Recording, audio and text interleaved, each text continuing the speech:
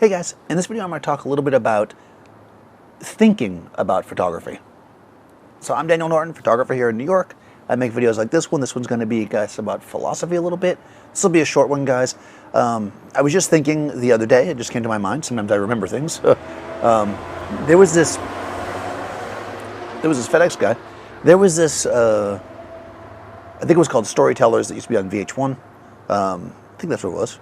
And Bruce Springsteen was on there, and he was talking about some of his songs. And basically the format of the show was they talk about the song and then they play it, basically, right? So they're like, oh, this song is about, the Cheesecake Factory, and then they talk about... And he played one of his songs, and then he actually did it in a way that was kind of cool. He sang a little bit of it and then stopped and explained what that line meant and sang a little bit, and he broke down this whole thing. And then when he finished, he stopped and looked at the camera and he said, so when I was writing that song, is that what I was thinking? No, it wasn't. Is it what I was feeling? Yes. And that is kind of the key, right? That is, I think, what we as photographers need to do. We need to feel through our images and then go back and look at them and think. Because then we can get we can project from ourselves what we're trying to create, right? Photography is art, right? We're trying to create something, we're feeling through it, right? If we overanalyze our shots before we even take them, we will never get to the point where we're creating something that is unique and different to us, because we'll keep stopping and correcting ourselves based on assumptions and previous work that we've done. So what I mean by that is this.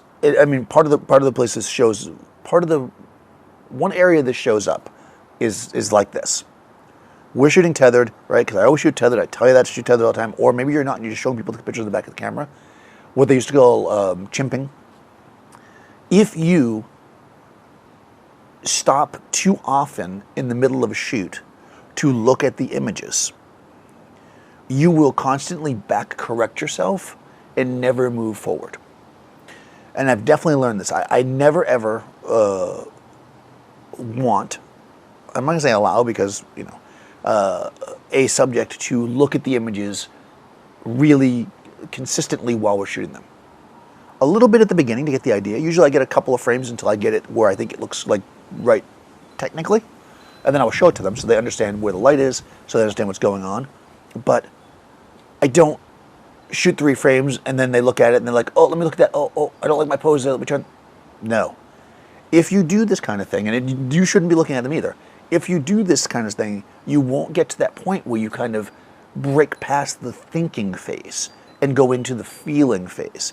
Because the thinking phase is just setting up the lights, right? You're metering, you're doing your first test shots, it's there, right? And this is one difference, I think, between what digital photography, it's one thing that digital photography can do to kind of, and I know everybody's shooting digital, so it's not like it's a thing now. One thing digital photography can do that's a negative.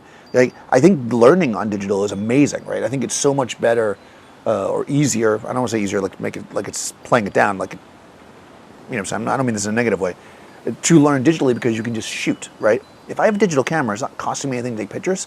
I can literally just be like, you know what? I'm going to try something. And if I shoot a bunch of pictures and they're crap, if I had to spend, let's say, $20 to shoot that roll of film and get it processed, that would suck. So it made you less likely to just try stuff, right? We would always, back in the film days, we would always do like a handful of rolls of stuff we knew would work first, and then like the last roll test something. Because you didn't want to like have a shoot be wasted, right? With digital, you don't have that problem, right? You can literally shoot and you'll know, right? So that's great. But on the flip side, it also sets you up for a situation where you're editing as you're shooting, which is not necessarily productive for most people. There are people that can do it. But I feel that especially for subjects, I cannot tell you the number of times that people have looked at the capture one when I'm there and I'm like, well, mark the ones you like. And then later, those are not the ones they use. They use different ones. Because in the moment, they think this certain thing looks right because that's the thing that they're used to seeing.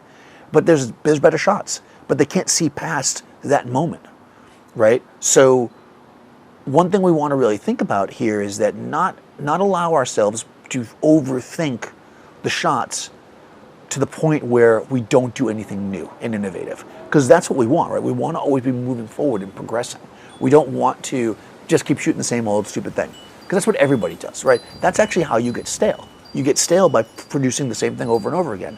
You want to always try new things. When I'm with a client and they hire me every year to shoot a certain thing and I shoot it the way that they always like it, I always shoot other options. Even if they never use those other ones, I always want them to see that they're there. And sometimes they do. Sometimes the thing that they thought they were going to use, they don't use, and they use that new thing that I shot.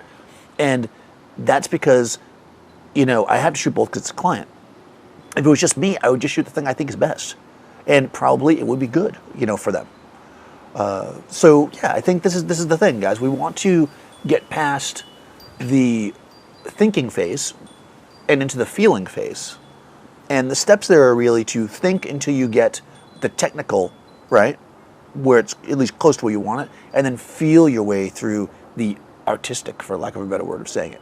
So I don't know, how do you guys do this? Does this make any sense? Am I just being crazy? I'm probably a little bit crazy always, but I really think this is a better way to work, to kind of let yourself be free to not look at the pictures constantly. Now, this does not mean that at the end of the shoot or every once in a while, like when the model changes, you don't look and make sure that you got good shots. Obviously, you do that.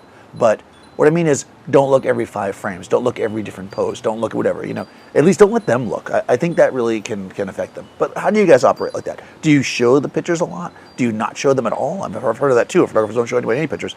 Are you guys shooting tethered? I imagine a bunch of you probably are. And if not, do you just show them your camera? I know currently we're in a different situation here with COVID, but maybe talk about past experience if you're not currently shooting a lot of portraits of people and stuff. In any case, if you haven't already, go ahead and subscribe and ring the bell before this wind blows me off the porch, and I'll see you next time.